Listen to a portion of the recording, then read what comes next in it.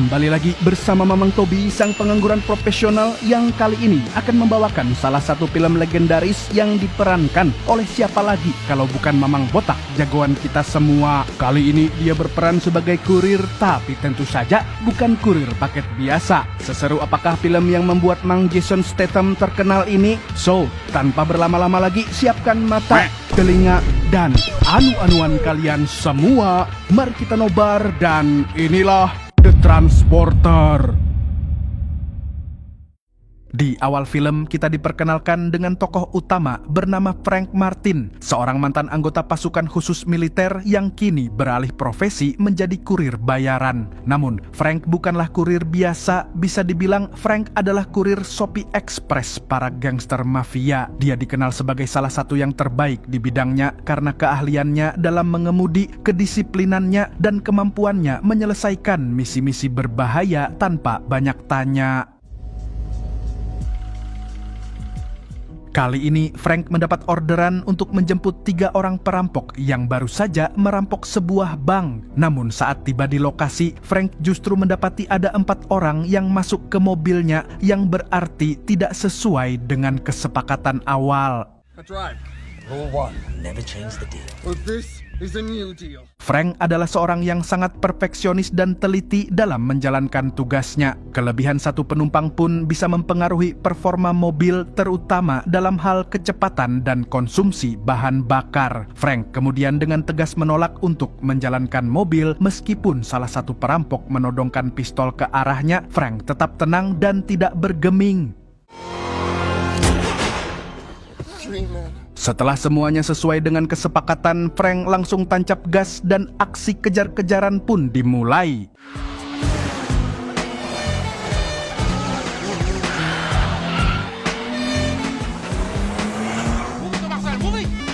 Polisi mengejarnya dari segala arah, tapi Frank tetap tenang. Dengan skill yang Mamang Botak kita ini dapatkan dari film Fast and Furious, dia berhasil menghindari kejaran para polisi. Bahkan, salah satu perampok di dalam mobil pun sampai muntah karena tidak kuat menahan guncangan. Setelah itu, Frank mencoba mengambil jalan pintas, namun sialnya dia justru terjebak oleh polisi yang mengejarnya dari berbagai arah. Tanpa pikir panjang, Frank mengambil keputusan nekat.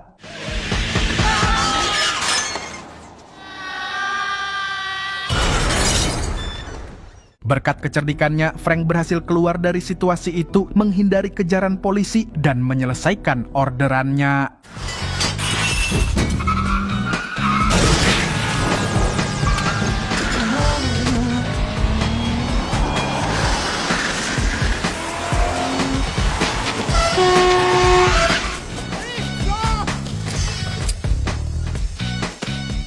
Frank akhirnya tiba di lokasi pengantaran sesuai kesepakatan. Namun, para perampok meminta diantar lebih jauh lagi dan menawarkan bayaran tambahan. Meski jumlahnya menggiurkan, Frank tetap menolak tawaran tersebut. Baginya, kesepakatan adalah kesepakatan. Karena tidak berhasil membujuk Frank, para perampok pun memutuskan untuk melanjutkan perjalanan mereka sendiri.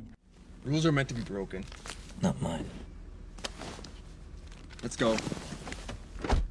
Setelah menyelesaikan tugasnya, Frank kembali ke rumah mewahnya untuk beristirahat. Frank juga menyempatkan diri memeriksa dan menyiapkan mobilnya untuk orderan berikutnya. Namun saat sedang bersantai, Frank dikejutkan oleh berita di televisi, di mana para perampok yang tadi menjadi penumpangnya telah berhasil ditangkap. Pihak kepolisian juga menyatakan akan menyelidiki siapa sopir yang membantu mereka melarikan diri. Dan kini Frank pun menjadi target penyelidikan. Tak lama setelah mendengar berita itu, Frank kedatangan seorang tamu, yaitu Inspektur Tarconi, seorang polisi yang sudah cukup lama mengenalnya. Tarconi datang dengan penuh kecurigaan. Dia merasa Frank terlibat dalam pelarian para perampok, apalagi mobil yang digunakan pelaku sangat mirip dengan milik Frank. Namun, saat diperiksa, Tarconi tak menemukan bukti kuat. Frank sudah mengganti plat nomor mobilnya. Meski masih curiga, Tarconi pun akhirnya memutuskan untuk pergi setelah sekilas memeriksa mobil Frank. Maybe I'll come back later for that coffee. Door's always open to you. Tak lama setelah Tarconi pergi, Frank kemudian menerima orderan baru. Pertemuan pun dilakukan di sebuah bar tempat Frank dan klien barunya membahas detail pekerjaan. Mereka membicarakan spesifikasi barang, titik pengantaran, hingga waktu yang dibutuhkan. Seperti biasa, Frank sangat teliti. Frank menghitung segalanya dengan cermat dan memastikan semuanya sesuai rencana tanpa celah sedikit pun.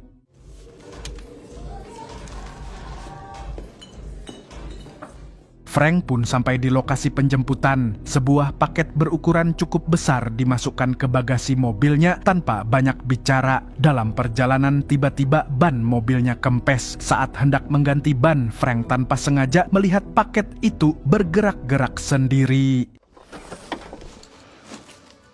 Frank sempat merasa curiga tapi tetap menjaga prinsip utamanya, yaitu jangan pernah membuka isi paket. Meskipun rasa penasaran mulai mengusik, Frank memilih untuk tetap profesional dan melanjutkan tugasnya.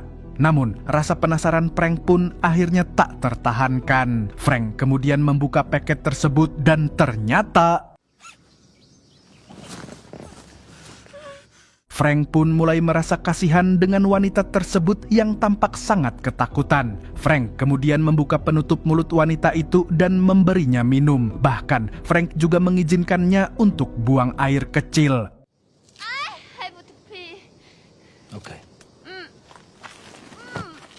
Sebelum wanita itu pergi buang air kecil, Frank mengikatnya dengan tali agar tidak kabur dan memberinya waktu 1 menit. Tapi ternyata wanita itu sempat berhasil melarikan diri. Namun, usahanya cuma sebentar. Dengan sigap dan tanpa kesulitan, Frank langsung menangkapnya kembali.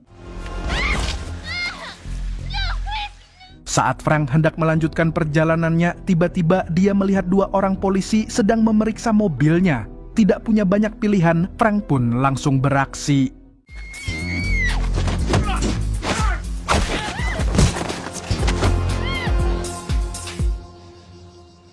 Frank akhirnya sampai di lokasi pengantaran. Dia langsung menyerahkan paket yang berisi wanita itu ke penerima paket, seorang ketua mafia bernama Wall Street alias Samidi. Frank pun berbohong bahwa dia tidak membuka isi paket. Setelah menerima bayaran, Samidi menawarkan Frank untuk mengantarkan 1 paket lagi, yaitu sebuah koper. Tanpa pikir panjang, Frank langsung menerimanya. Sebelum melanjutkan pengantaran paket berikutnya, Frank memutuskan untuk singgah di sebuah warteg untuk mengisi perutnya. Frank juga membelikan minuman untuk 2 polisi tadi yang dia sembunyikan di bagasi mobilnya. Namun saat Frank akan memasuki mobilnya, tiba-tiba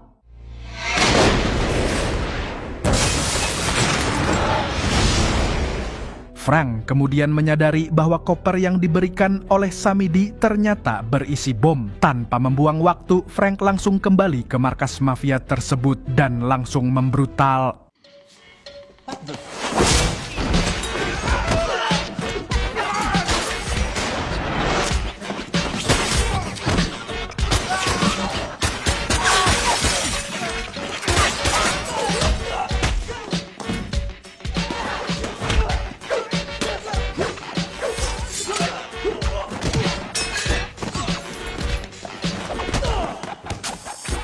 Sebagai seorang ahli dalam dunia perbrutalan, Frank mampu melumpuhkan anak buah Samidi dengan sangat cepat dan efisien. Namun sayangnya, Frank tidak menemukan sosok Samidi di lokasi tersebut. Karena tidak ingin buang-buang waktu, Frank pun mengambil salah satu mobil milik mereka dan langsung pergi meninggalkan markas mafia tersebut.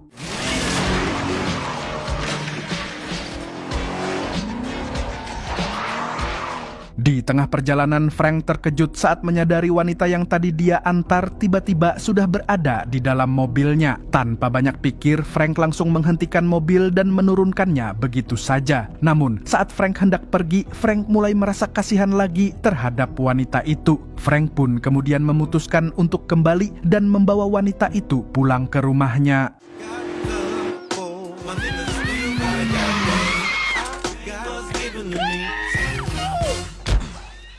Sesampainya di rumah, Frank kemudian membuatkan Indomie untuk wanita itu dan menginterogasinya. Wanita itu ternyata bernama Lai. Lai mengatakan bahwa Frank akan mendapatkan masalah besar karena sudah menghabisi salah satu markas mafia. Frank kemudian tidak ambil pusing karena dia sudah lelah dan mengantuk. Frank kemudian membuka ikatan Lai dan mengizinkannya untuk pergi.